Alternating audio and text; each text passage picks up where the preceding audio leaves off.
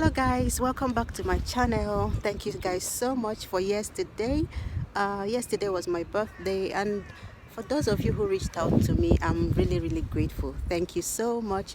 Bukola Ori, Aunt Shola of DN Vlogs Live, hope I got that correctly, and Marina Chu, Cindy Fossey, and a lot of you out there who wished me well yesterday, both on Instagram. By the way, that's my Instagram page name on the screen right now. Yeah, do follow me if you are not doing that already. So guys, thank you so much. Those of you who reached out on WhatsApp, on Facebook, I really do appreciate. May God bless you all in Jesus' name. By the way guys, today I'm sharing a weird recipe. Yeah, it's kind of a childhood memory. Each time I celebrate a birthday or any special day, I tend to, you know, reflect a lot on a childhood and just beautiful memories.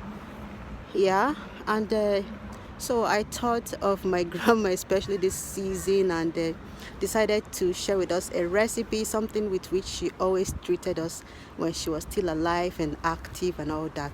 Yes guys, so let's get in, and I'll show you. By the way, I'm out in the park right now.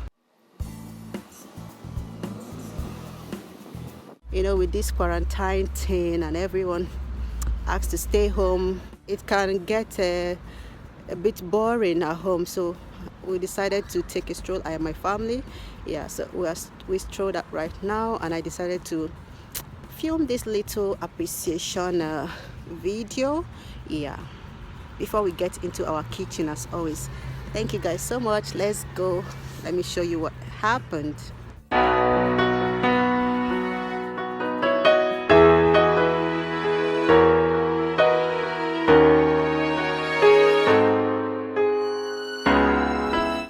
Welcome back. So on this particular day, it was raining, and the desire to make Akara Jiakpu felt even stronger, like it's been in the past few days.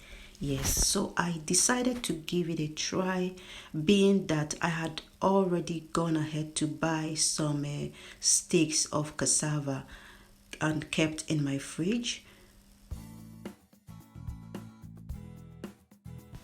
So I'll quickly wash it thoroughly now and peel it, because we're going to be grading it, guys. Yes.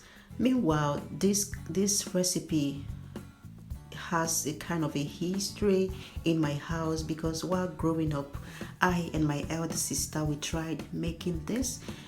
Even though our mom said we shouldn't, she was going to make it for us the next day, but we insisted, and oh, the oil caught fire, guys, and it kind of the oil poured on my sister's leg, just a little part of her leg and her fingers. So since then we didn't get to make this until now. I decided to be brave. Meanwhile, I'm using the part of the grater that looks like they were pierced with nails. Yes, so and this is what we want to achieve. Back home, I think they blend it, they use the power engine, kind of, you know, the one they use in grating the cassava when they make gari. Yes, but here it's a small scale process, so I'll just grate them, and after which I'll just go ahead and run cold water on the grater to get everything off pretty easy. So I'll give it a rinse once again, and I'm using this scarf, you know, the scarf they use in making a akam. I'll be using that to strain it, kind of to drain the water out. So you want to squeeze the water out of this as much as you can. I think back home they use you know, kind of salt bag, because that one is has a lot more holes than this one. Yeah, so what I'll be doing, after I had squeezed it to the best of my strength, I'll be making something you will see, which is this. Yeah, I'm gonna create something like this, so that the water is draining down this bowl plate onto the tray. Yeah, technology. So the goal is to get as much water out of it as possible. Yeah, which I'll try to do now. Okay, so we cover it with that bowl, and then we're going to be filling up this kettle with some water. It will serve as an extra weight. Yeah, so I'll drop it on top and kindly rest it on my microwave to avoid it falling off.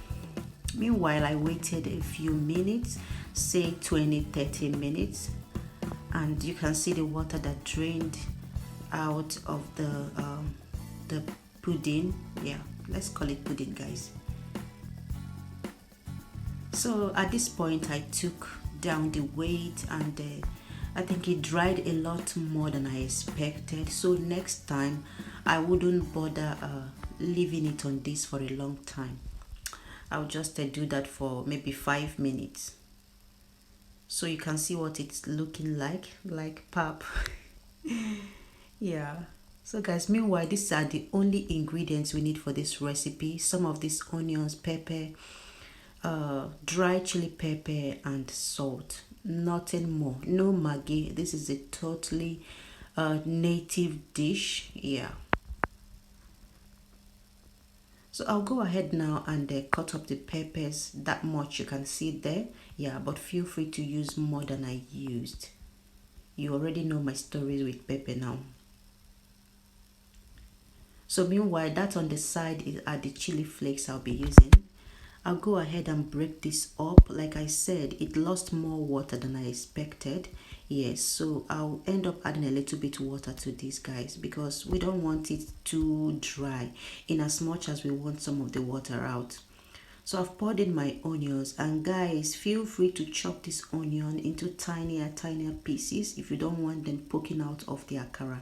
Yeah, and then add some salt and taste, just a tiny little bit of tasting. Remember, this is raw cassava and you don't want to get a lot of it into your mouth. Just a tiny little bit of tasting on your finger, yeah, to be sure it's okay. Meanwhile, over there I have my palm oil. We're going to be frying this with palm oil. That's how it gets that classic color. And then with very clean washed hands, guys, I went ahead to mold into these shapes. I like them longer, not circular like you can find in so many places. Yeah. Meanwhile, there's only one recipe I found about this on YouTube from Mama's Kitchen. Yes, and there she made it with, I think, with a vegetable oil that's not palm oil. Yes, guys. So if you don't have palm oil, or for any reason you don't want to use palm oil, please check out Mama's recipe and go ahead from, like, use the vegetable oil instead of this palm oil, but they wouldn't look like this. Okay. Yeah, so guys, you want to make sure that you turn it over to avoid them sticking. I'm using quite a smaller pot because I'm actually mixing my palm oil. Yes, but if you can afford more and want to use a big fry pan, you can make everything at once without making it in batches like I will be doing.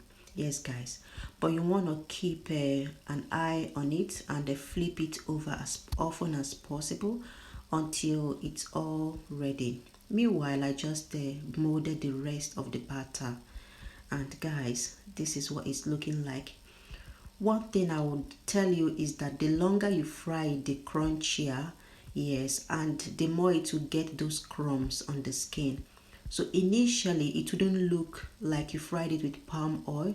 Yeah, but the more you leave it, the more it gets the color of this palm oil on it, and that's what we were aiming at.